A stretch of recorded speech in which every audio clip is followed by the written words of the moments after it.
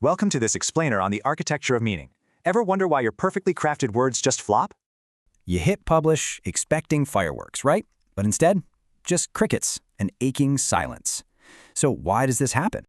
Well, most creators endlessly rewrite their words, but they're actually totally missing the root problem. The problem is the container. It completely dictates whether your message is a profound statement or just noise.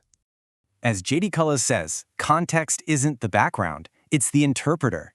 It preloads how people make sense of meaning. Think about a knife.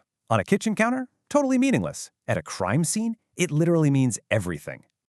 See, context builds the world before you even speak. It preloads assumptions before a single word is read.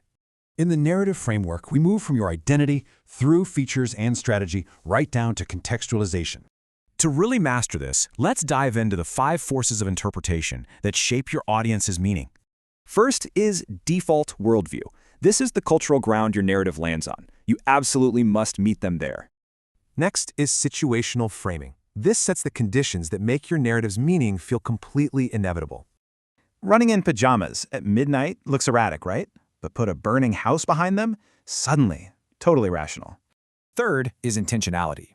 When the narrative goal driving your action is visible, it creates resonance instead of resistance.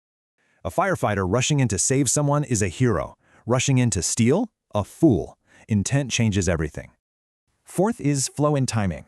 Our minds anticipate sequences, so revealing one detail later can radically reframe everything. Finally, platform and genre. Every container acts like a stage with its own preloaded audience expectations. That's why a 2-hour documentary bombs on TikTok. It's not bad content, it's just the completely wrong container. Remember this, meaning is never just transmitted, it is actively constructed by your audience based on your context.